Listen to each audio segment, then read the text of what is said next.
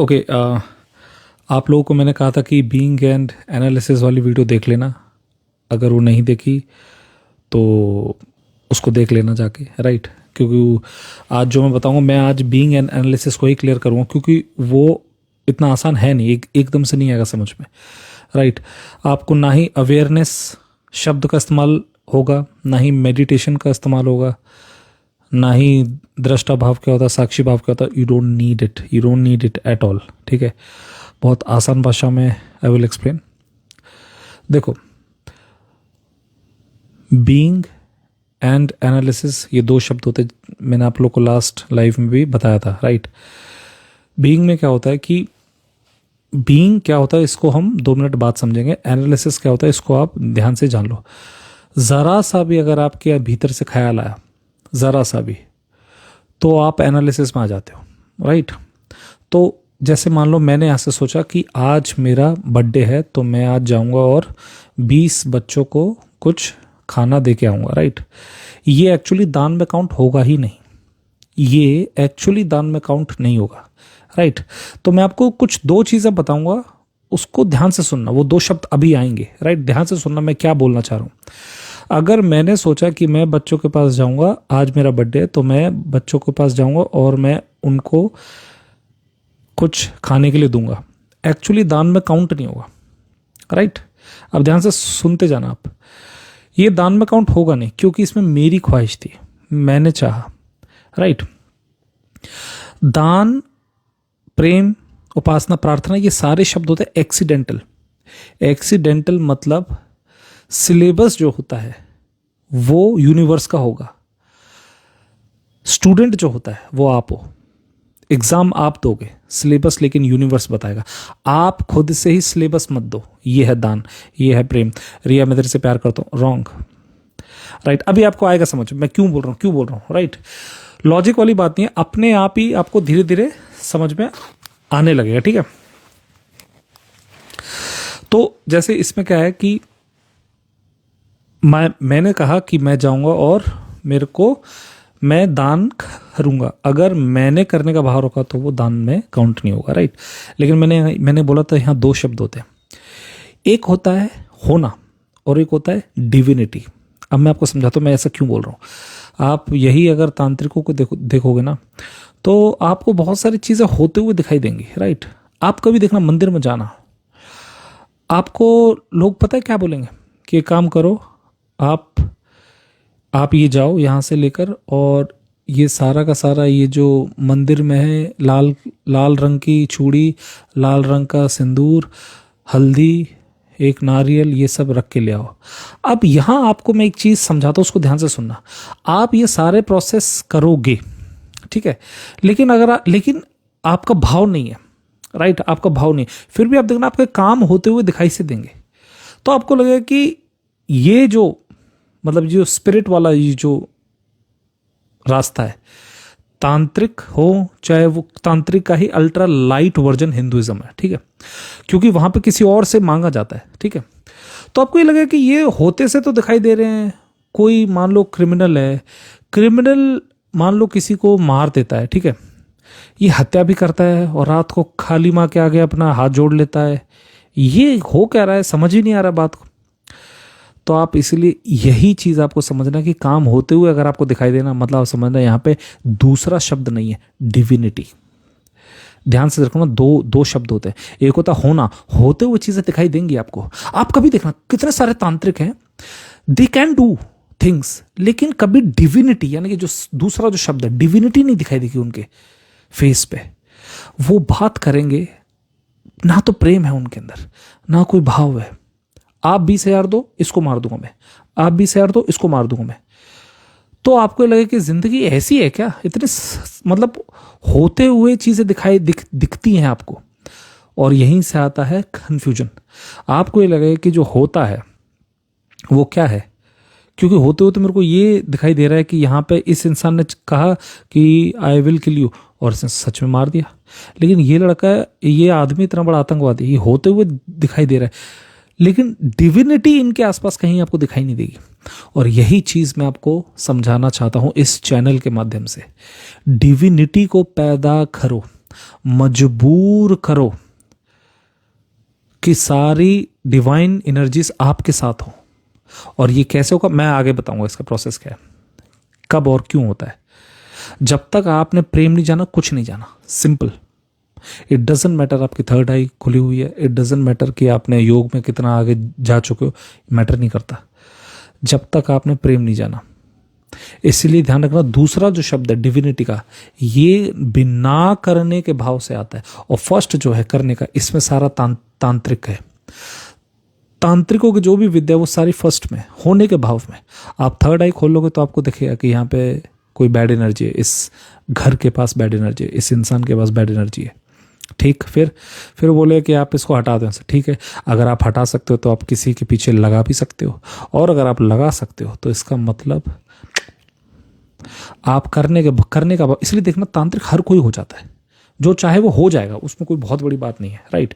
हाँ, ये अलग बात है कि बहुत ज़्यादा ऊंचे स्तर के जो तांत्रिक होते हैं वो तो फिर अलग लेवल के होते हैं। लेकिन आप कभी भी देखना, इस फील्ड में एंट्री लेना बड़ा आसान सी लगेगी आपको। ठीक है, किसी के साथ बैठे कोई बोले कि नहीं भाई साहब, हमारी तो ये सब साधनाएं, हम ये वाली साधनाएं करेंगे, बहुत हार्ड है, काली माँ के लिए आपको ये करना पड़ेगा, मतलब आपको डूएबल सी लगेंगी चीज़ें। ठीक है, करना क्या है, कबूतर का पंख काट के लाओ, ले आएंगे, बिल्ली को मार के लाओ, ले आएंगे, डूएबल से लगेंगे, लेकिन डिविनिटी नहीं आएगी आपके आसपास। तांत्रिक बोलेंगे तो जरूर कि देखो हमारे देवता हैं, शिव के हम भक्त हैं, वगैरह वगैरह बोलेंगे जरूर, पर डिविनिटी दिखाई नहीं देगी उनके आसपास। यही चीज मैं आपको समझाना चाह रहा हूं। असली स्पिरिचुअलिटी वो होती जहां आपके इर्द गिर्द डिविनिटी दिखाई दे। आपकी जो आंखें होंगी वो ऐसी होंगी, एकदम ध्यानस्थ आंखें, कुछ भी, nothing is leaking out of the eyes. तब आप समझ लेना कि यहाँ डिविनिटी घूम रही है इस इंसान के इर्द गिर्द। करने का भाव नहीं होता यहाँ पे कुछ भी। मैं यही चीज़ आपको समझाना चाह रहा हूँ। इसीलिए ये डिबेट जब होगा ना, you can not debate on the second topic. Divinity पे कोई डिबेट नहीं होता। डिबेट हमेशा यहाँ होता है, तेरे अंदर इतने सारे भूत हैं, मेरे अंदर इतने सारे प्रेत हैं, तेरे अंदर हैं कुछ, दिखा अपनी शक्ति। ये सेम वही भाषा है, सेम। मेरे पास सिद्धि है ये वाली, मेरे पास ये है, वो है, ये करने वाला भाव एक्चुअली स्पिरिचुअलिटी होती ही नहीं। और यही मैं आपको समझा रहा हूं। इसलिए आपको जब आप कभी आप किसी मिलोगे ना, आपको पता है सबसे स्लोवेस्ट आत्मज्ञान आपको पता है कौन से संप्रदाय में, हिंदुओं में स्लोवेस्ट। इसका रीजन पता है क्या? क्योंकि ऐसा नहीं कि ज्ञान नहीं है हिंदुओं के पास ज्ञान तो है, लेकिन उनको पता क्या है, वो स्टार्ट इसके लिए करते हैं, डिविनिटी के लिए स्टार्ट करते हैं, लेकिन वो कब वो फिसल के इसमें आ जाते हैं ना, करने के भाव में, कि उनको मालूम ही नहीं चलता। सर थर्ड आई खोल दो, सर कुंडलिनी ओपन अप हो जाए, सर ध्यान में जाएंगे, हर चीज़ करेंगे। सर हमारे पास पता है क्या, अभी हमने हनुमान जी की सिद्धि तो पा ली, शिव जी की सिद्धि रह गई है। ये करने का भाव। लेकिन ऐसे जितने भी जगह हैं जहां पे गैर करने का भाव है, करने का भाव नहीं है, वहां पे आप देखना वो उनकी फास्टेस्ट रेट है एनलाइटनमेंट की। बुद्धिज्म हो गया, सूफिज्म हो गया, जेन बुद्धिज्म, जेन जो जापान का जो जेन है उसमें सेम यही। इसीलिए जो अब मैं बताऊंगा इस वीडियो में, वो डिविनिटी को हार्नेस करने की है। आप डिविनिटी को हार्नेस करने लग जाओगे, राइट। आपका इससे कोई लेन देन नहीं है, शक्ति से कोई लेन देन नहीं है, राइट। और मैंने आपको पहले भी बता चुका हूं कि शांति और शक्ति एक साथ कभी नहीं रह सकते। या तो शांति या शक्ति, या तो करने का भाव ले लो, काला टीका लगा कर बम बम बम बम भकलहरी ये सब कर लो, या फिर इधर आ जाओ शांति की तरफ। शांति का डिविनिटी से लेन देन होता है, उसका कोई लेना देना नहीं होता कि आपके पीछे कितने सारे गॉड है, कितने देवता चलते हैं, it doesn't matter at all. अब मैं आपको बताऊं कि क्यों, इसका रीज़न भी बताऊंगा मैं आपको, सारी चीज़ें क्लियर हो जाएंगी, आप चिंता मत करो, राइट। मेरा जो मेथड है ना, मेरा मेथड बहुत आसान है, लाइक सिंपलेस्ट। अगर आप मेरे से बोलो कि शायद आप, and I will prove it, don't worry, what ever I will say I will prove it. मैं आपको खाली आते हैं ऐसे नहीं, आज के लाइफ में I will prove it. Why am I saying कि मेरा रास्ता सबसे आसान है। कृष्ण से ज्यादा आसान रास्ता मेरा है, बौद्धों से ज्यादा आसान रास्ता मेरा है, and I will prove it, don't worry. मैं सब कुछ साबित करके दिखाऊंगा आपको, एक एक शब्द, कि मैं ऐसा क्यों बोल रहा हूं। और तब आपको एक और बात पता चलेगी कि एक्चुअली आप कंटेंट बना ही नहीं सकते डिविनिटी के ऊपर। डिविनिटी को समझा जाता है, जिया जाता है, कंटेंट बना ही नहीं सकते। आप ये बोल सकते हो हनुमान जी का एंकल कहाँ पे रखा हुआ, कृष्ण के हाथ का जो चूड़ा था वो कहाँ पे रखा हुआ, उड़ीसा के किसी जंगल में पाया गया। इस पे सनसनी खेज पे आप कंटेंट तो बना लोगे, व्यूज भी पालोगे, but it has nothing to do with divinity, right. Divinity का इससे कोई लेना देना नहीं होता। आप जब तक आपका ध्यान बाहर की तरफ होगा तब तक आप एनालिसिस में हो, और वो मैं भी आपको I will clear it, don't worry. तो ये था मेन रीजन कि मैं आपको क्या मैं इस चैनल पे बताना क्या चाहता हूं। सबसे प्राथमिक चीज है प्रेम। अगर आपने प्रेम नहीं समझा तो आपने कुछ नहीं समझा। ये जो फर्स्ट जो चीज है ना, इसका कोई लेना देना नहीं होता प्रेम से। ध्यान रखना, शांति और प्रेम ये एक ही चीज के नाम होते हैं, लेकिन शक्ति के साथ शांति नहीं रहती। शक्ति जहां भी होगी वहां पे करने का भाव होगा। जैसे आप इसको ऐसे समझो, मेरे पास 2000 रुपए नोट है, अब मेरे हाथ में 2000 रुपए, अब आप बोलो ये है क्या? 2000 रुपए एक्चुअली होल्ड करती है शक्ति। लेकिन कैसे? अब आप बोलो नहीं सर मेरे पास देखो 2000 रुपए, फिर भी I will not use it. अब आप इस स्टेटमेंट को ध्यान से सुनना। आप कई लोग यही भाषा बोलते हैं, तांत्रिकों में भी शक्ति है भाई साहब हमारे पास, हम उसका इस्तेमाल नहीं करते। ये हो नहीं सकता। शक्ति का होना और इस्तेमाल करना ये एक ही बात होती है। कैसे? समझो, अगर आपके पास 2000 रुपए, अगर आपके पास 2000 रुपए है और आप कहते हो हैं हम तो इसका यूज ही नहीं करते भाई साहब, शक्ति बेशक है लेकिन हम यूज नहीं करते, तो फिर आप उसको आइडेंटिफाई क्यों कर रहे हो? जब तक आप उसको आइडेंटिफाई कर रहे हो तब तक वो कहीं ना कहीं आपके सामने आ ही जाएगी किसी न किसी रूप में, क्योंकि अनकॉन्शियसली जिसको भी आप आइडेंटिफाई करोगे वो चीज बाहर आ जाएगी। अब मैं आज समझाता हूं कैसे। मान लो आपकी होगी फाइट किसी से, मान लो आपकी फाइट होगी किसी से, 4 बंदे हैं सामने।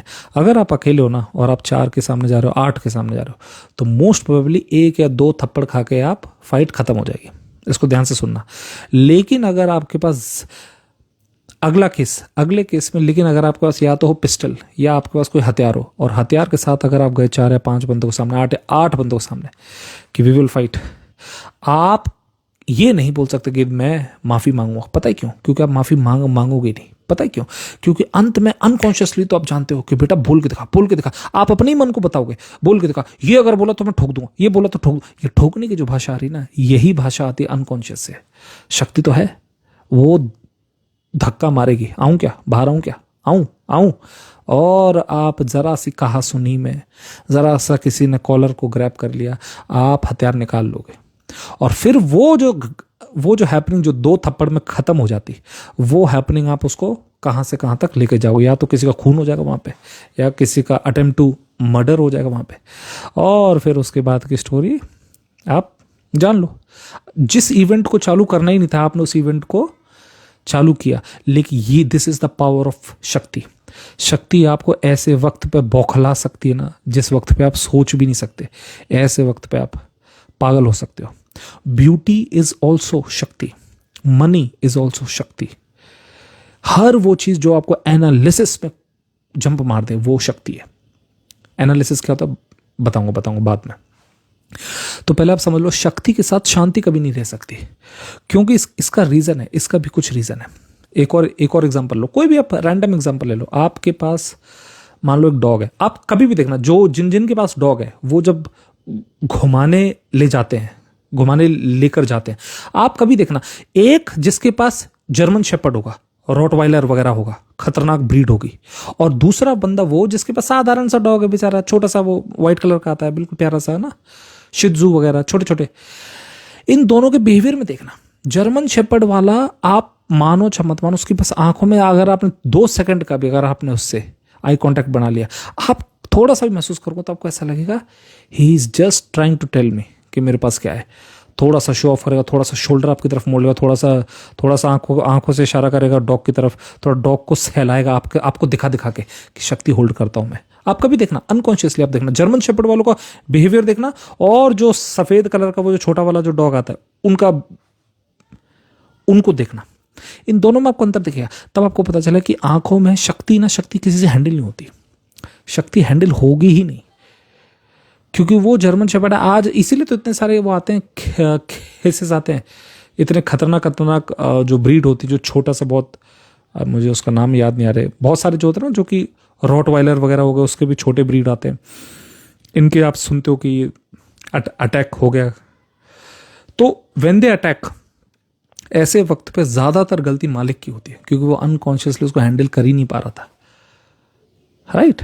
तो ध्यान रखना, शक्ति जहां भी होगी वो अनकॉन्शियसली आपको धक्का मारती रहेगी कि आऊं क्या, मैं बाहर आऊं, मैं आऊं बाहर, मैं आऊं बाहर। इसीलिए ध्यान रखना, शक्ति की जो लिमिट होती है वहां तक शांति नहीं हो सकती। शांति वहां होगी जहां आपके पास कुछ भी नहीं है।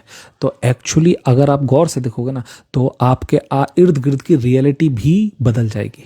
फिर से सुनो, फिर से सुनो, इसको ध्यान से सुनना। मैंने क्या बोला? मैंने कहा कि अगर आपके पास शक्ति नहीं है ना, तो आपके इर्द गिर्द की रियलिटी भी चेंज हो जाएगी। अब आप बोलो ये कैसे हो सकता है? बताता हूं। आप एक हथियार चलाना सीख लो। आप हथियार चलाना जैसे ही सीख लोगे ना, आप देखोगे आपके इर्द गिर्द की रियलिटी भी चेंज होने लग जाएगी। If you can shoot a rifle या कोई भी हथियार हो, इफ़ यू कैन शूट, आपकी रियलिटी चेंज होने लग जाएगी। इफ़ यू कैन बॉक्स, मतलब अगर आप बॉक्सर हो, आपकी इर्द गिर्द की रियलिटी चेंज होने लग जाएगी। पता है क्यों? क्योंकि आप शक्ति होल्ड करते हो। आई कैन डू इट, छेड़ के दिखा, छेड़ के दिखा, गर्ल है मेरे साथ, छेड़ के दिखा। अब आपके सामने एक सवाल है कि सर इसमें बेकार बात क्या है? अगर मेरे पास शक्ति है और अगर कोई छेड़े तो आई कैन कन्फ्रंट, तो इसमें बेकार क्या है? यही चीज आज आपको मैं समझाऊंगा कि यहां पे गलत क्या है, और उसको बहुत ध्यान से सुनना। आपको फिर से सुनो। एक इंसान फिर से पूछ रहा है कि सर इसमें गलत क्या है? मान लो मेरे पास हथियार है, ठीक है, मेरी साथ फैमिली बैठी हुई है, मेरी लेडीज में मेरे घर में, और मेरे कोई अटैक करने आ गया मेरे उनके ऊपर। तो आप बस सर ये बताओ इसमें गलत क्या है? मैं अपना हथियार, तो उनको हो सकता है आई कैन शूट देम, हो सकता है ना, ये सब कुछ ठीक है, एग्जाम्पल तो बड़ा ठीक लिया है उसने, लेकिन यहाँ एक है ट्विस्ट, और वही ट्विस्ट पता है क्या? रियलिटी बदल जाती है जिस प्रकार की शक्ति आप होल्ड करते हो अपने आसपास। अब आप बोलो कैसे? उंगली माल नाम का एक बंदा था। उंगली माल नाम का गौतम बुद्ध के वक्त पे एक बहुत बड़ा हत्यारा था। उसने उंगली माल का नाम ही इसलिए था कि उसने कुछ 99 हत्याएं कर रखी थी, तो हर हत्या के बाद उंगली काट के उनकी माला बना लेता था। 100वीं वो हत्या करने वाला था, या मे बी 1000वीं, मुझे नंबर याद नहीं, बट ये अब हुआ ये कि वो बंदा जो है बुद्ध के सामने एक बार आया, हालांकि बुद्ध आए थे उसके सामने। तो वो स्टोरी में बहुत शॉर्ट में बता रहा हूं मैं आपको। बुद्ध थे निहत्थे। जब आप निहत्थे होते हो ना, तब आप एनालिसिस को धक्का दे ही नहीं सकते, क्योंकि वो है ही नहीं आपके पास। जब आप निहत्थे होते हो तो आप एनालिसिस को धक्का नहीं दे सकते, आप बीइंग को धक्का दोगे।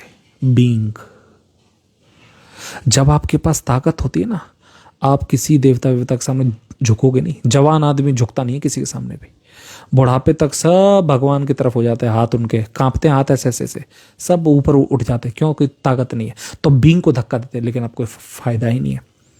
तो उंगली माल जो था, उंगली माल ने क्या किया? उसने बोला, ए भिक्षु, क्या तू वही है बुद्ध जिसके बारे में बहुत लोगों ने मेरे को बताया?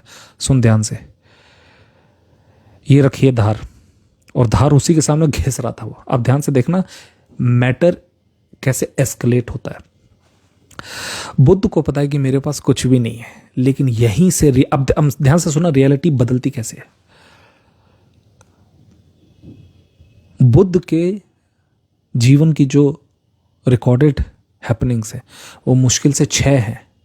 पूरी जिंदगी में 40 की उम्र के आसपास वो एनलाइटन हो, और अगले 40 की तक वो जिए, उसमें उनके पास मात्र 6 रिकॉर्डेड घटनाएं हैं। एक तो उंगली माल वाली हो गई, एक वो वैश्या वाला केस था जिसके ऊपर इनके ऊपर झूठा आरोप लगा दिया गया था, एक वो जहर दे दिया गया था जिससे उनकी मौत हुई, ऐसे 2-3 और होंगे, ठीक है।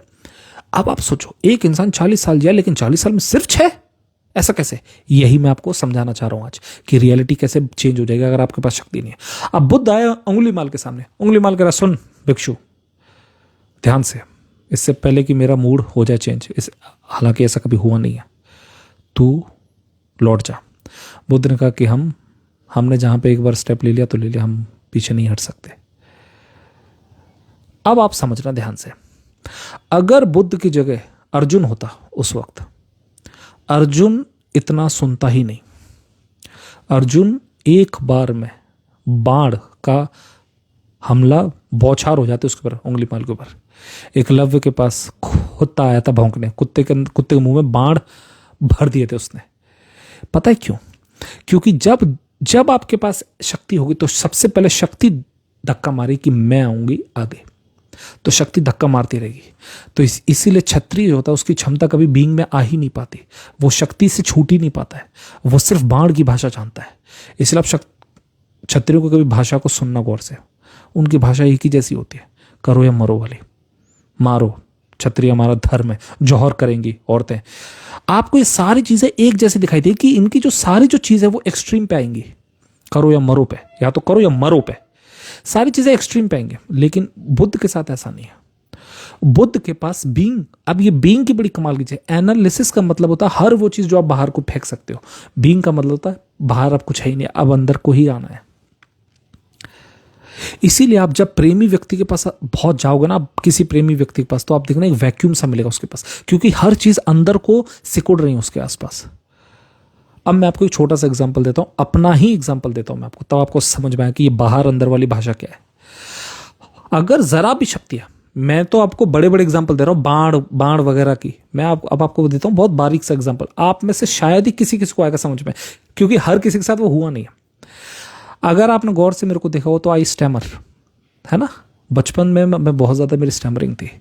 ये एक बहुत बड़ा कारण है कि मेरी एनर्जी कभी जुबान से लीक नहीं होती। आपको शायद लगा कैसे? जब मैं छोटा था 11-12 साल की एज में, तो मुझे जब गुस्सा आता था तो मेरा गाली देने का मन होता था, तो क्या जुबान उतनी फ्लूइड नहीं थी मेरी, तो ये एनर्जी ब्लॉक हो जाती थी। मैं कहना तो खूब चाहता था लेकिन ब्लॉक हो जाती थी। 1 बार 2 बार 3 बार, 1 साल 2 साल 3 साल 5 साल 6 साल, फिर मेरा मन है ना समझ गया कि ये तो रास्ता है ही नहीं निकालने का, एनर्जी वेंट आउट नहीं होगी यहाँ से। तो यानी कि ये जो माध्यम है ये तो हो गया बंद हमेशा के लिए।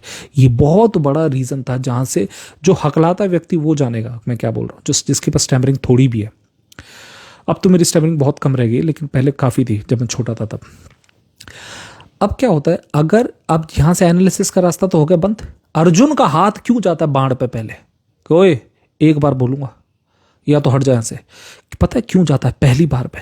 क्योंकि ही कैन डू इट। वो वेंट आउट का मतलब समझ, तो निकाल सकता है ऊर्जा को वहां से बाहर बाण के सहारे। मैं जुबान से निकाल ही नहीं सकता वो ऊर्जा, तो वो अपने आप ब्लॉक हो गई धीरे धीरे। यही हुआ था महावीर के साथ। महावीर का ऑब्वियसली इससे एडवांस वर्जन है। जब कोई व्यक्ति, जब मेहर बाबा वगैरह या महावीर, जब ये लोग मौन की प्राप्ति आती है इनके पास, एक्चुअली ये जो है ये वेंट आउट ही बंद हो जाता है। तो हालांकि ये जानबूझ के करते हैं, लेकिन मेरा तो नेचुरली हो रहा था। तो कुल मिला के अब मैं आपको समझाऊंगा, रही बची आंखें रही बची आंखें और जुबान, इनसे सबसे ज्यादा ऊर्जा वेंट आउट होती है। आपको शायद समझ ना आए, जो हकलाता उसको आएगा समझ में। कहना चाहता हूं पर कह नहीं पा रहा हूं, कहना चाहता हूं पर बोल नहीं पा रहा हूं मैं।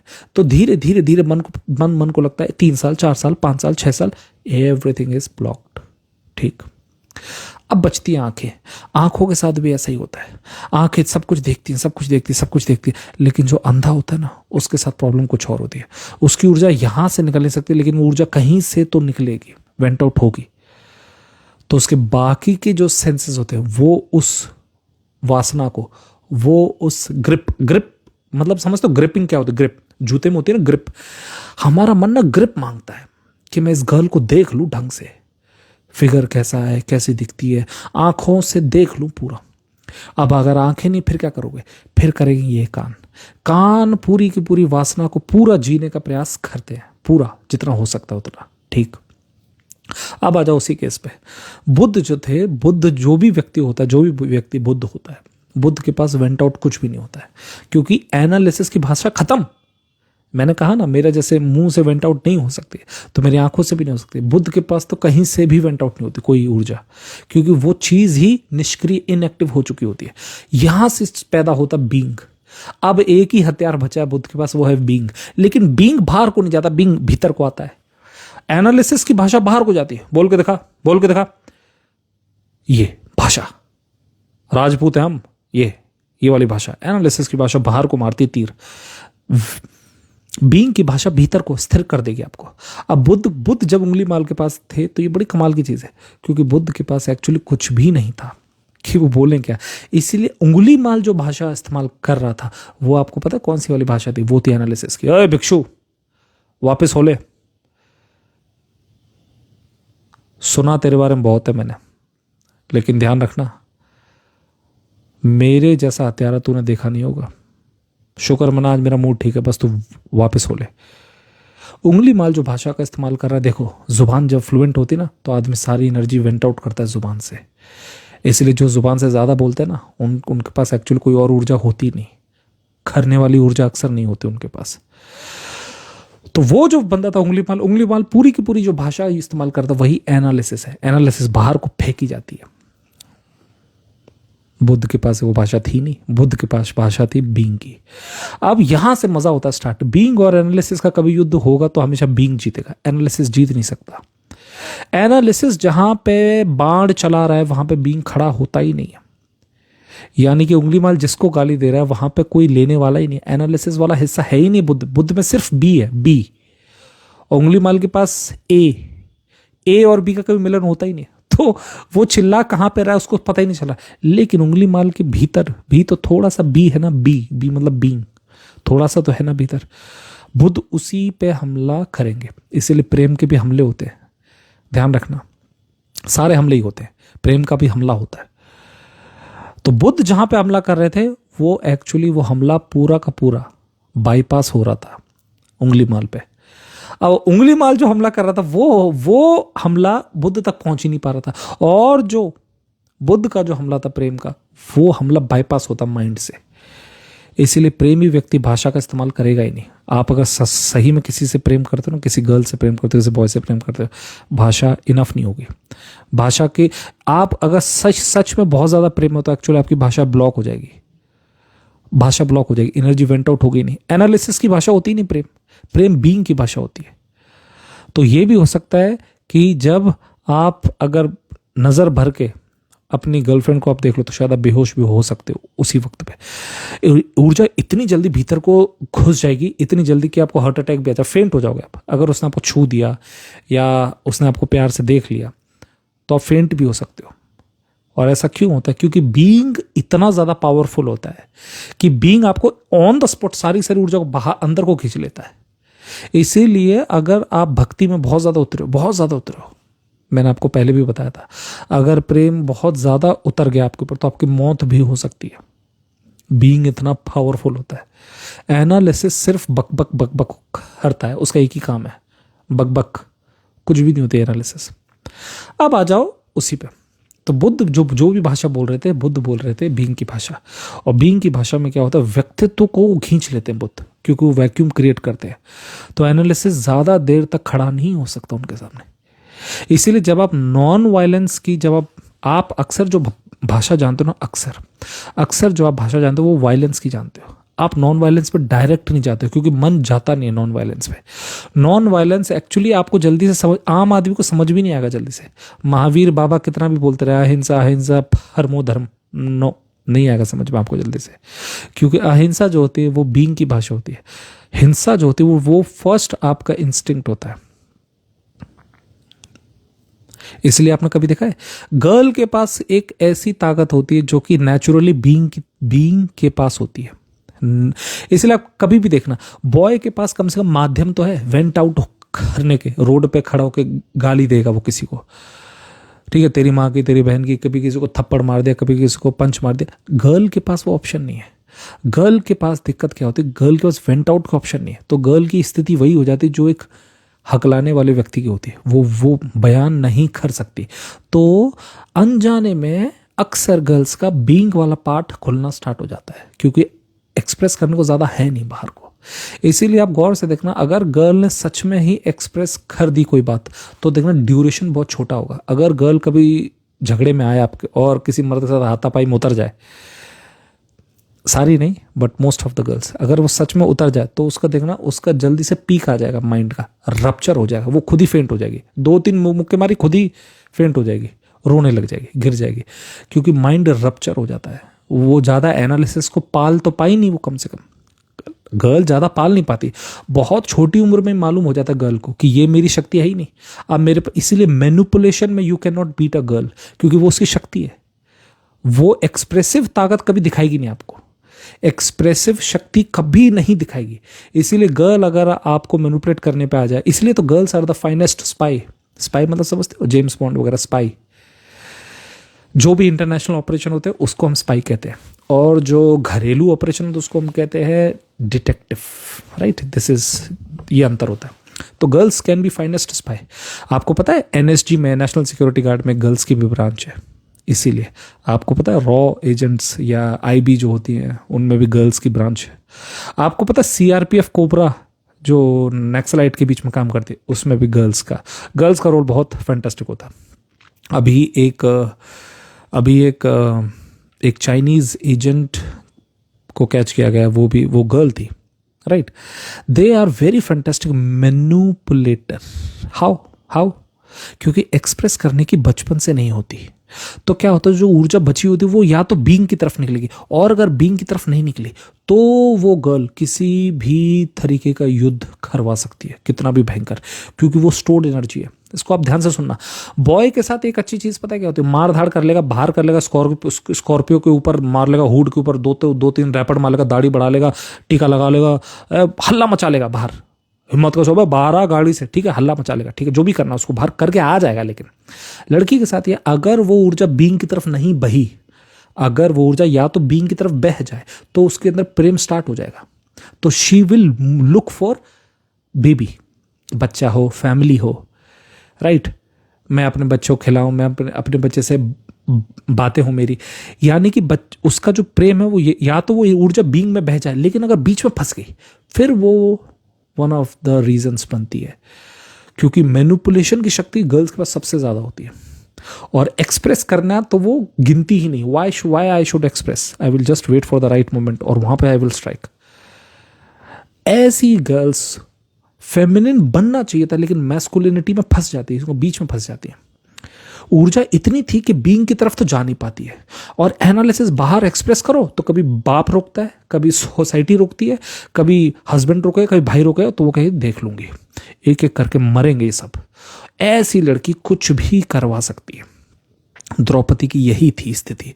द्रौपदी का अगर प्रेम में बह जाता, अगर बीइंग की भाषा में बह जाती वो ऊर्जा, तो वो इतने युद्ध पे आती नहीं।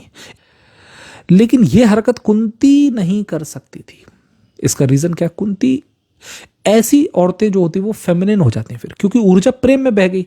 अब वो क्या करती है, मतलब ठीक है सास ने किया सो किया, बुरा हमारे साथ, ठीक है, जेठ भी ऐसे बेकार ही थे, बट ठीक है जिंदगी निकल गई, चलो कोई बात नहीं, बच्चे हो गए अब तो हमारे, ऐसी करेंगे बातें, यानी कि एनर्जी स्टक नहीं हुई, निकल गई। लेकिन अगर वो एनर्जी फंस गई वहां पे, तो फिर तो महाभारत कितने भी हो सकते हैं, right. Because you just can, क्योंकि आप इस बात को समझो, औरत जहां जिस स्थिति में उसकी ऊर्जा फंसती है वो एनालिसिस से हमेशा बड़ी होती है। ये भी बड़ी कमाल की चीज है। इसलिए क्षत्रिय से हारेगी नहीं औरत, क्षत्रिय हमेशा झुकेगा ही औरत के सामने, झुकेगा, क्योंकि lust will always be greater than analysis, क्योंकि वो lust is the mother of all forces. तो मर्द पूरा झुकेगा, और बीइंग वाला जो होगा वो जानता है कि इस औरत से दूर रहो। बीइंग में स्थिति, जैसे बुद्ध होंगे, बुद्ध जानेंगे कि ऐसी स्त्री से दूर रहो, क्योंकि ऊर्जा फंसी हुई है, या तो मेरे साइड ही आ जाइए, प्रेम की तरफ आ ही जाए, या और एनालिसिस वाला जो मर्द होगा उसको ये स्त्री बड़ी कमाल की लगेगी। Why? Do you know why?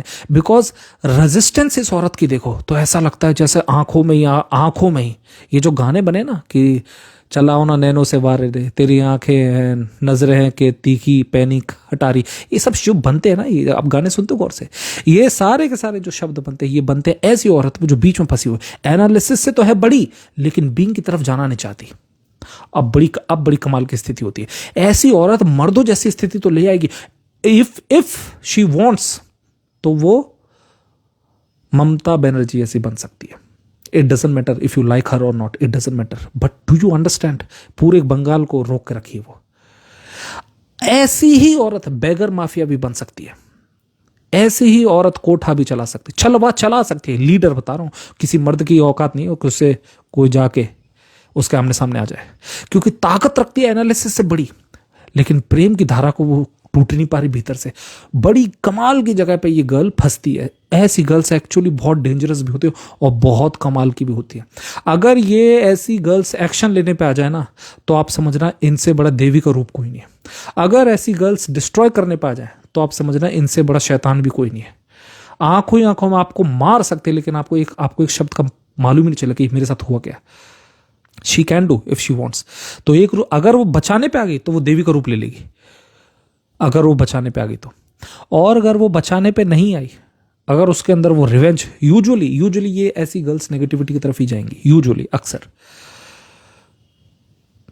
ऐसी गर्ल्स बहुत ज्यादा खूंखार बन जाती। खैर, ये मैं 3 स्तर बता रहा था आपको। एक तो जो एनालिसिस में, इसीलिए आप देखना जो क्रिमिनल होगा, पक्का क्रिमिनल होगा ना, वो बीच में नहीं फंसेगा।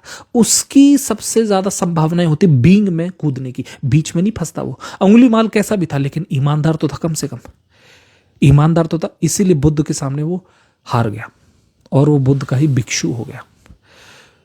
लेकिन अगर कोई बीच में फंस जाए, ऐसे बंदे बनते हैं रिवेंज के देवता, रिवेंज के देवता, कोल्ड ब्लडेड होते हैं ये लोग। खैर, अब आ जाओ अब एनालिसिस के ऊपर। एनालिसिस होता क्या है? हर वो चीज जो आपको बाहर की तरफ ले जाए वो एनालिसिस। मैं बिल्कुल शॉर्ट में बताऊंगा, बिल्कुल शॉर्ट में, राइट, 2 मिनट के अंदर। मैंने किसी से फोन किया, हेलो, हाँ श्रेया कहाँ हो तुम? गलती हो गई, क्योंकि मैंने सोचा कि आई कैन डू। अब ये जो मैं आपको जो भी एक सेकंड रुकना, मैं पैर एडजस्ट कर लूं। अब ये जो मैं आपको जो भी उदाहरण दे रहा हूं ना, ये सारे उदाहरण वो है जो आपके साथ ऑलमोस्ट हर वक्त होते हैं। 98% वक्त आप एनालिसिस में होते हो। हाँ सुन भाई रोहित, सुन एक काम कर, बॉल लेके आ, वॉलीबॉल आज जाएंगे पार्क में। और जैसे आप पार्क में पहुंचे, पार्क में आपकी जगह थी ऑक्यूपाइड, फुटबॉल वाले ऑलरेडी खेल रहे हैं, और आपने जैसे विद्रोह किया, आपका हो गया झगड़ा।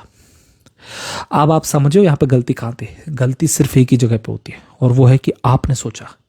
क्योंकि जब आप सोचते हो ना, तो आप बोलते हो कि मैं तो अपना बाण फायर करके ही मानूंगा, जिसमें हिम्मत हो वो रोक के दिखा दे मेरे को, मैं तो वॉलीबॉल खेल के मानूंगा।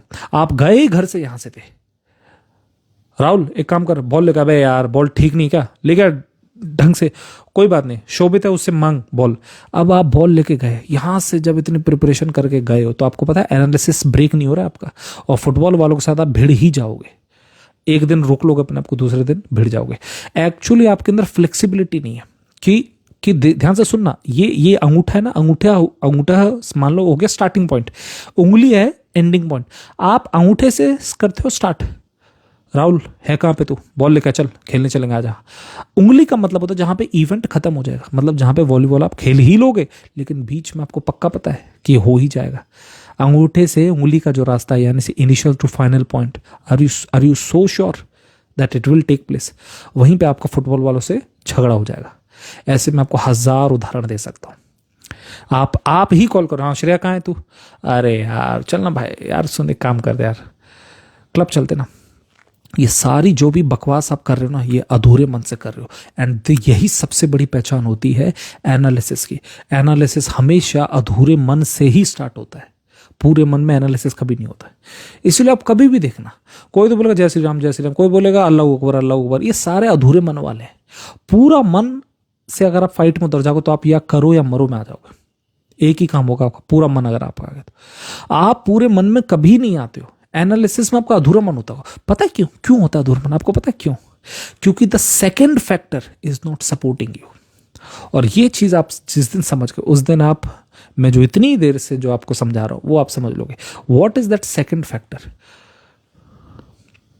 मैंने एक आदेश दिया, क्या hello Shreya, hi how are you, where are you. Shreya ने मान लो मेरे को बोला कि यार मैं मिल नहीं सकती, मैं अभी बाहर हूं, तो I will cut the phone, I will make sure that I never call Shreya again. Why? क्योंकि मैंने अपनी तरफ से संदेश भेज दिया कि ये घटना हो, लेकिन जो सेकंड फैक्टर है, सेकंड फैक्टर मेरे फेवर में था ही नहीं। वही सेकंड फैक्टर होता है यूनिवर्स। वो सेकंड फैक्टर को अगर आपने फैक्टर इन नहीं किया, यानी कि अगर आपने उसको नहीं, आपने जाया क्या होता है, मैं ही हूं जो चाहूंगा वही होगा, वहीं से होता है दुख शुरू। सारे दुखों की गाथा यही है, सारे दुखों के।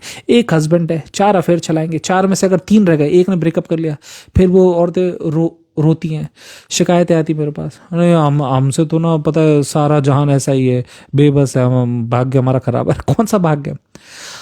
आपकी जो भी इनिशिएशन होगी वो आपको एनालिसिस में कूदने पे मजबूर कर देगी, और वहीं से आप पाप का पहला स्टेप ही यही होता है।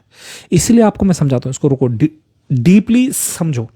जैसे मान लो ये है मेरे पास पानी, पानी में 5 उंगलियां मेरे है ना, 5, ये जो पांचों है ना, ये पांचों उंगलियां आपको पता है ये है फेक सिग्नल्स। पानी उबलता है तब आपने देखा dude good good good good good ऐसे होता है, कभी कभी यहां से पानी उछलता है, कभी ये उंगली उंगली, कभी ये यहां से, हर एक जगह। लेकिन जो सेंटर जो होता है, सेंटर, ध्यान से सुनना, सेंटर जो होता है वो होता है बीइंग। बाकी ये जो है 5 ये सारे फेक सिग्नल्स हैं। इसलिए आप कभी देखना, कभी भी देखना, आप ब्रश कर रहे हो, अचानक से आप देखने 5 एक्टिव हो जाएंगे।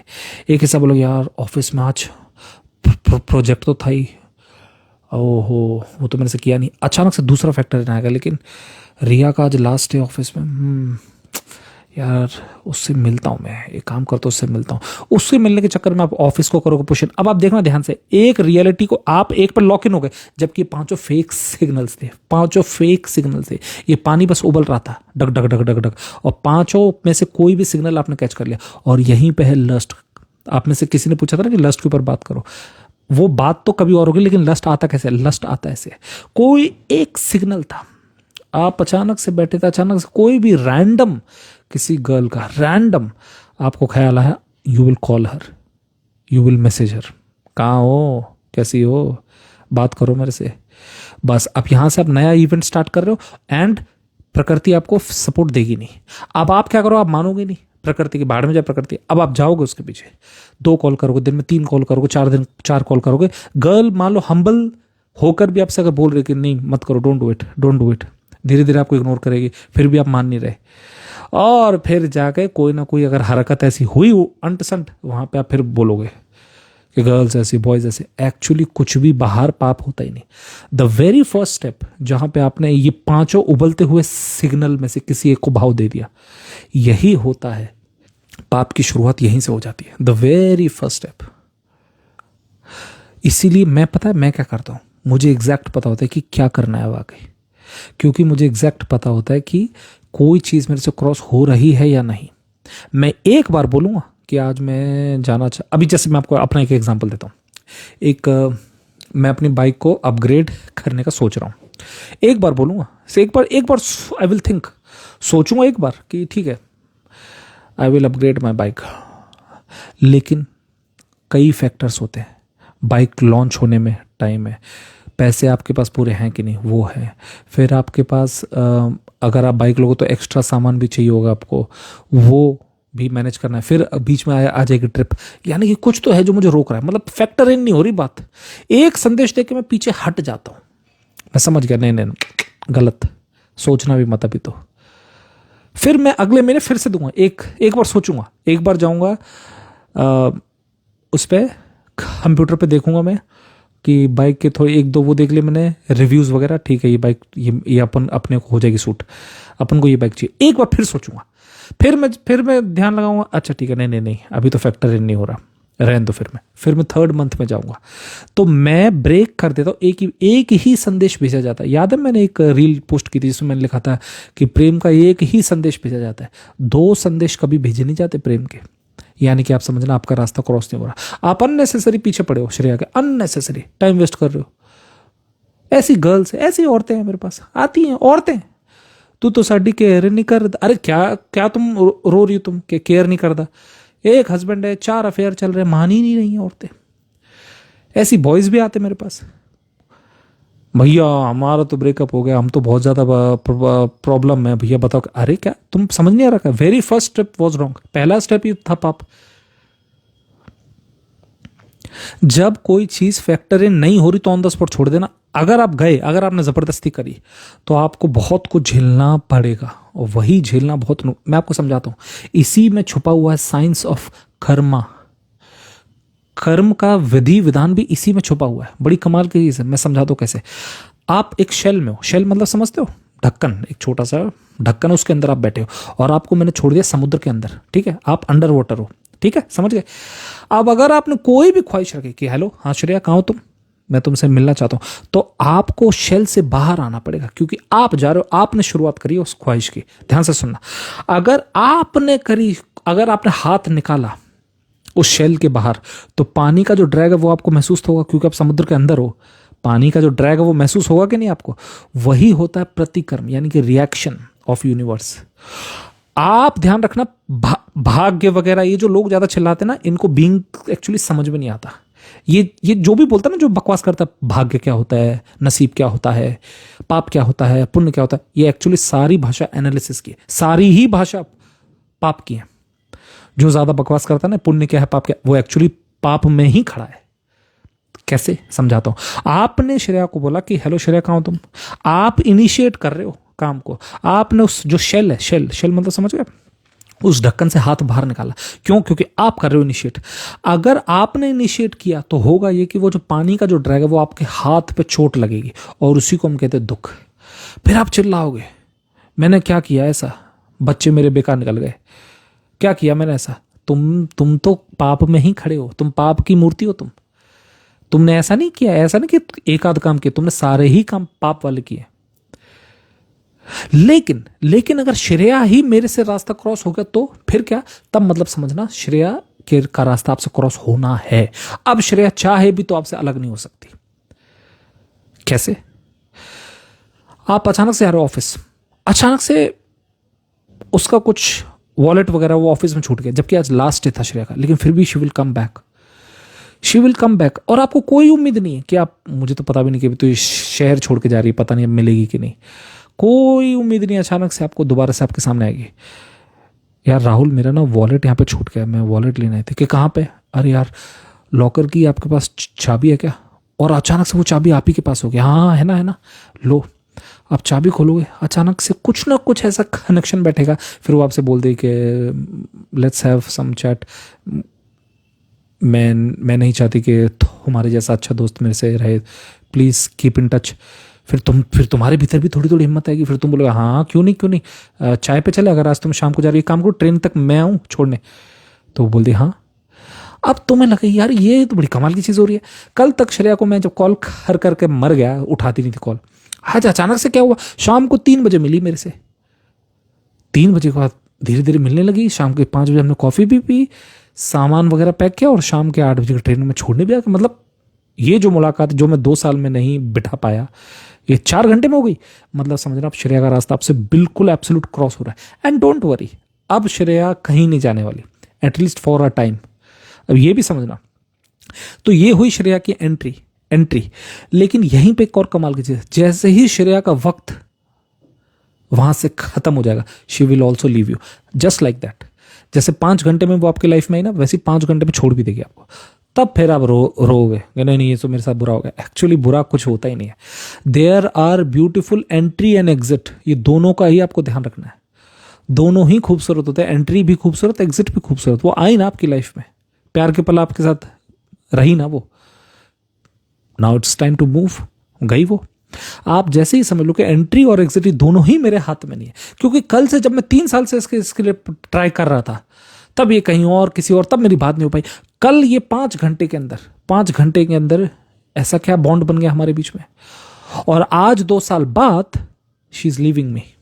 हाँ ये होगा, ये बिल्कुल होगा। इसीलिए अब यहां से एक और चीज आती है सर, कि सर मान लो श्रेया को हमारे साथ 2 साल रहने का समय लेट से, और मेरे को मान लो श्रेया से बहुत ज्यादा प्यार हो गया, तो सर फिर बॉय को अगर बहुत ज्यादा प्यार है श्रेया से, तो सर फिर श्रेया का तो वक्त आ गया 2 साल में जाने का। तो मतलब अगर इस दौरान मान लो शादी कर ले, फिर अब यहां से आप इसको ध्यान से सुनना और जानने की कोशिश करना जो मैं कह रहा हूं मैं आपको। कई लोग मेरे से ये भी पूछते हैं कि हमें शादी करनी चाहिए या नहीं। देखो आना, आपको और गर्ल को आना तो मेरे ही रास्ते पर है, आना तो उसी रास्ते पे जहां पे आपको इंडिविजुअल बीइंग में ही ठहरना है। लेकिन अभी आप दोनों एनालिसिस में ज्यादा हो, तो एक्चुअली 10 साल अगर मान लो, क्योंकि शादी करा, जब आपकी शादी होगी भी ना, तो मोस्ट प्रोबेबली वो 5 साल में खराब हो जाएगी शादी, 7 साल में, 10 साल में, 12 साल में खराब होने लग जाएगी शादी। वो बात, और आप खींचते रहो तो बात अलग है। Very rarely, very few people do it, otherwise 90% of the time वो खराब होने लग जाएगी 10 साल में। अब आप बोलोगे ऐसा क्यों? इसका रीजन है, आपको पहले ये समझ लेना चाहिए था कि यहाँ जो शादियां जो भी होती हैं, आपको ऐसा लगता है that she is my wife, she is my baby girl, she is my baby boy, he is my father, आपको ऐसा लगता है। एक्चुअली कोई आपका होता नहीं है। सब एक फिक्स्ड पीरियड ऑफ टाइम पे, देखो ध्यान रखना, आना सबको बीइंग में है, अब किसी की अकल 5 साल में खुलेगी, किसी की अकल 15 साल में खुलेगी, किसी की 12 साल में खुलेगी। तो इसीलिए आप शादी करना चाहो तो भी कर भी सकते हो, बुरी बात नहीं है वो, क्योंकि आपको वो 10 साल काटे नहीं जाएंगे। ये बात सच है कि 10 साल बाद आपकी जो विधि है वो अपने आप चेंज होने लग जाएगी, विधान जो है वो चेंज होगा आपका, आपके साथ में। गर्ल के साथ में हो सकता है 15 साल बाद हो, 20 साल बाद हो। तो हस्बैंड वाइफ में, जैसे मान लो हस्बैंड है तो वो उसका हो सकता है रास्ता चेंज हो रहा हो 10 साल में, वाइफ का चेंज हो रहा हो 15 साल में। धीरे धीरे देखना they will start losing interest, right. Husband wife दोनों इसी उसमें रहेंगे, चीटिंग करना ठीक है या नहीं है, बुरी है या नहीं है, फिर वो छुपाएगा भी, वाइफ भी थोड़ा बहुत छुपाएगी, थोड़ा बहुत मिलेगी, खुल के तो नहीं आएंगे प्यार में, लेकिन अल्टरनेट तो ढूंढना है क्योंकि समझ नहीं आ रहा कि आप क्या करें। तो इसीलिए मैंने कहा now is the time, now is the right time कि आपको अपने ऊपर अब ध्यान देना चाहिए। आप खूब फिजिकल रिलेशन में रहे ना, बच्चे देख लिए ना आपने, फैमिली देख ली ना आपने, अब वक्त है आपको कि अपने ऊपर ध्यान में लाओ अब, क्योंकि ट्रूली आप एनालिसिस में रह नहीं सकते लंबे समय तक, बीइंग में उतरना ही होगा आपको, और बीइंग होता है भीतर का रास्ता, तो भीतर की तरफ आपको मुड़ना ही होगा। इसीलिए कोई ना किसी एक को तो दुख बहुत ज़्यादा होगा। अगर आप स्पिरिचुअलिटी के रास्ते में आओगे भी ना, तो कभी या तो गर्ल को बहुत ज़्यादा दुख होगा या बॉय को बहुत ज़्यादा दुख होगा कि इसने मेरे को छोड़ दिया या ये कर दिया, बट ऐसा ही होता है, ऐसा ही होता है। हम सबके जो रास्ते हैं वो इंडिविजुअल है, वो कंबाइंड नहीं है। तो ट्रूली अगर आप इसको, हाँ अगर आप बांध के रख लो गर्ल को अपने पास, तो वो तो चलता ही है इंडिया में, है ना, बांध के रखे, बहू है हमारी, घूंघट डाल, वो डाल, ये कर वो कर, ऐसे बांध बूंद के रख लो इसको, इसी को कल्चर कहते हैं। और इसी पे जब खतरा आता है तो थोड़ा सा लोग एकदम भयभीत हो जाता है, अरे रे समाज खराब हो गया। समाज खराब नहीं हुआ है, जैसे जैसे लोगों की चेतना बढ़ेगी वैसे वैसे वो इंडिविजुअलिज्म की तरफ ज़्यादा आएंगे, ये बात सच है, राइट। अब आप देखो कि जैसे हिंदुओं को इसी बात का डर है, 14 फेब को कोई नहीं आएगा मनाने वैलेंटाइंस वगैरह, समाज खराब हो गया, खराब हो गया, खराब। ऐसा नहीं है, जैसे जैसे चेतना जागृत होगी, थोड़ी बहुत भी उठेगी, वो सब आज़ादी मांगे क्योंकि वो फैलना चाहती है ना। तो फैलेगी तो फिर वो वही बात है, बीइंग में स्थित होगी, बीइंग मांगेगी, एनालिसिस ज़्यादा देर तक चला नहीं पाएगा आपके।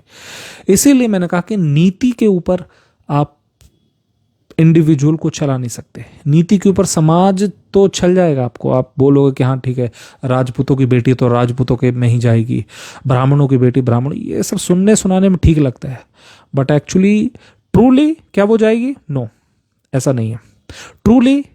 क्योंकि अब आप पूछो कैसे, अगर आपने कहा कि ये इसका हस्बैंड है शिवम सिंह राजपूत, मान लो गर्ल भी राजपूत है, तो दोनों ही हस्बैंड वाइफ है। अब आपको लगता है इनके बीच में प्रेम है, पहली बात तो प्रेम की कोई शर्त होती नहीं है, पहली बात तो ये भी हो सकता है कि वो 99% चांस है कि वो लव के अल्टरनेट ढूंढ लेगी। शी माइट नॉट चीट नहीं करेगी वो, लेकिन she will find alternate of love. क्योंकि ध्यान रखना, शिवम सिंह राजपूत में उसको प्यार नहीं मिला, और प्यार वो नहीं होता जो आप समझ रहे हो या सोच रहे हो। फिजिकली अट्रैक्शन वगैरह कर लिया आपने, 15 दिन बोर हो जाओ, फिर क्या करोगे आप? प्यार में एक्चुअली बाण की तरह आपको हिप्नोटिज्म रखना पड़ता है बॉय पे। ही इज माई हस्बैंड, आप थक जाओगे बोल बोल के, ही इज माई माइन। कब तक बोलोगे? नहीं बोल पाओगे। सेम विद द बॉय, वो भी ज़्यादा दिन तक बोल नहीं पाएगा she is my wife, my wife, my wife. उसके बाद आप अल्टरनेट के पीछे भागोगे, डॉग पाल लोगे, किसी नॉर्मल आपने शो देख लिया, यूट्यूब पे देख लिया, यहाँ देख लिया, वहाँ देख लिया, या किसी नॉर्मल बॉय से बात कर रहे हो आप, स्टिल वो बोलती तो ये रहेंगे नहीं ये तो चीटिंग है नहीं, और वो चीटिंग है भी नहीं, इट्स नॉट चीटिंग। लेकिन आप ध्यान रखना, अल्टरनेट ढूंढेंगी, और बॉयज़ भी अल्टरनेट ढूंढेंगे। इसीलिए मैंने आपसे कहा, ये दूर से देखने में लगता है कि हस्बैंड वाइफ है, लेकिन एक्चुअली है नहीं। प्रेम ऐसा नहीं होता है, प्रेम ऐसा होता ही नहीं है। इसीलिए जब आपको प्रेम का मौका मिले ना, तब आप प्रेम कर लेना। जब आपकी प्रेम की इंटेंसिटी भयंकर आए ना आपके ऊपर, तब आप डूब जाना उस प्रेम में, क्योंकि फिर वो नहीं आएगी किसी और के लिए। मुझे बहुत अच्छे लगते हैं वो लोग जो कि प्रेम को बिल्कुल इंटेंसिटी के साथ जीते हैं, इंटेंसिटी के साथ, क्योंकि वो इंटेंसिटी समय के साथ आएगी, वो खत्म हो जाएगी एक वक्त के बाद। अगर हीर ये सोचे, हीर रांझा वगैरह हैं, ये अगर ये सोचे कि नहीं हमारी इंटेंसिटी आगे को चलती रहे, ये इम्पॉसिबल है। भैया इंटेंसिटी अगर है, first gear second gear, third gear, fourth gear, fifth gear, sixth gear के बाद आगे का है गियर। तो इंटेंसिटी जब बढ़ाओगे, बढ़ाते जाओगे, बढ़ाते जाओगे, बढ़ाते जाओगे, how much is too much, how much is too much, फिर उसके बाद वो गियर खत्म हो गए, अब वहां से इंटेंसिटी ब्रेक हो जाएगी। उसके बाद गर्ल और बॉय को समझ नहीं आएगा अब हमारे प्यार में ऐसा हो क्या रहा है। एक्चुअली पहली बात तो ये कि वो प्यार था नहीं। दूसरी बात है कि अगर वो इंटेंसिटी जबरदस्त है, खुमारी आई भी थी, तो जी लो, फिर पार हो जाना उससे, क्योंकि वो नियति नहीं है। चिपके रहना नियति होती ही नहीं है। तो फिर आपको बाहर आना ही पड़ेगा, उसके बाद आओगे। वही चीज होती है हस्बैंड वाइफ के साथ भी। हस्बैंड वाइफ भी 10 साल रह लेंगे, 15 साल रह लेंगे, एक नया baby, by the way 90% babies are also alternate of love. ये भी आप ध्यान रखना इस बात को। कई बार माएँ बस ये चाहती हैं कि ठीक है यार बच्चा हो ही जाए। कई बार दादा दादी करते हैं पुश कि नहीं करो बच्चा करो, नाना नानी बोलते हैं करो बच्चा करो।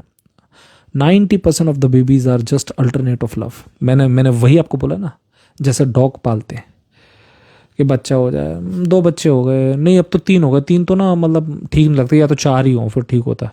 तो अब चौथा तो ऐसे ही आता है, बोनस में ही आता है चौथा। तो चौथे को तो पता ही नहीं चलता भैया मैं आया क्यों, क्योंकि जब तक वो बड़ा हो रहा होता तब तक जो सबसे जो एल्डर वाला जो होता है सिबलिंग, उसकी शादी वादी से तो सारी रौनक तो वहीं से निकल चुकी। चौथा वाला तो बिल्कुल बोनस में आता है। आपने देखा ओवर ड्राइव गियर, जानते हो क्या होता है ओवर ड्राइव गियर? गाड़ी की पावर 5वें गियर तक, 6वां गियर ऐसे ही आता है फालतू का, उसका कोई तुक नहीं है। तो उसी प्रकार से चौथा बच्चा तो ऐसे आता है ओवर ड्राइव में। कई बच्चे ऐसे ओवर ड्राइव में ही चल रहे हैं, है नहीं पावर बाइक में, लगे हैं बस एक इंजन एक गियर और है एक्स्ट्रा, बस ठीक है बोलने को हो गए। कई बच्चे ऐसे ही हैं। इसलिए मैंने आपसे कहा कि आप अगर सही प्रेम को नहीं समझोगे तो आपको एक्चुअली समझ नहीं आएगा कि सही प्रेम क्या था और बाकी की लाइफ कैसे चल रही। बाकी की लाइफ ऐसे ही घिस रही है, बस घिस रही है। तो बीइंग का मतलब ये होता है कि आप इनिशिएट नहीं करोगे। ध्यान रखना, देखो हस्बैंड जो है ना, हस्बैंड आप इसको ध्यान रखना, एक्सीडेंटल आएगा प्यार।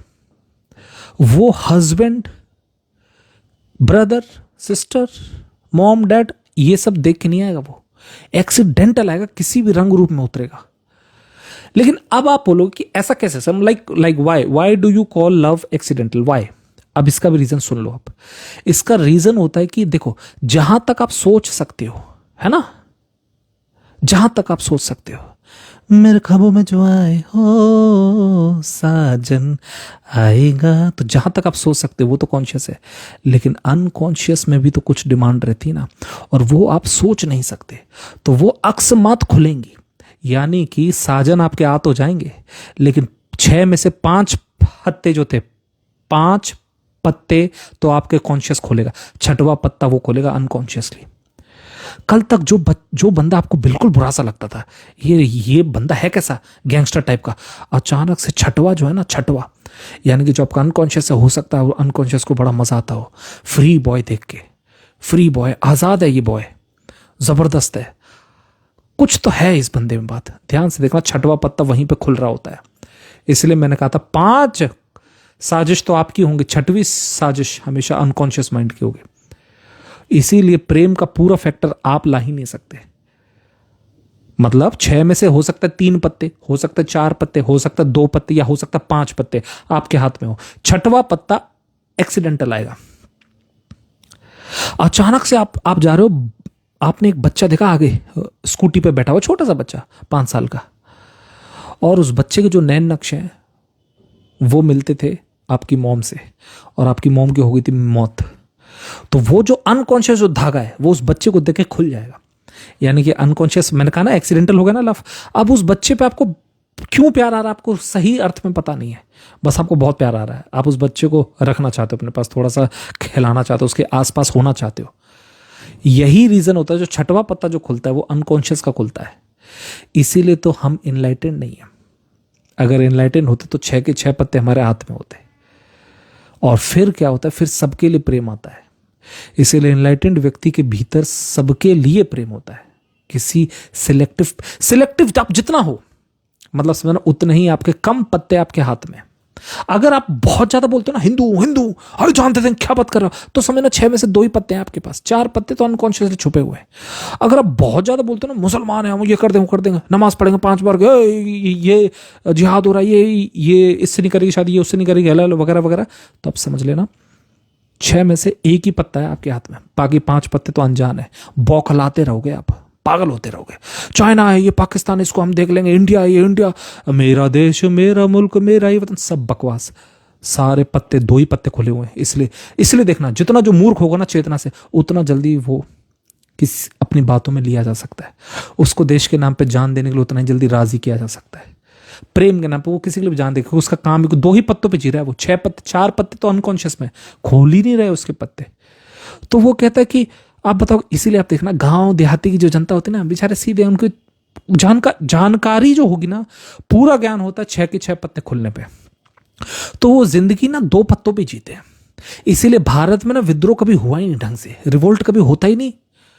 गुलाम सी है जनता भारत की, क्योंकि 2 ही पत्ते हैं। अब SC ST ये सोचता है कि एक बात बताओ, ब्राह्मणों ने भी हमारे ऊपर किया अत्याचार, या अंग्रेज करे, हाउ डज इट मैटर। तुम दिल्ली की गद्दी पे कोई भी बैठे, हाउ डज इट मैटर।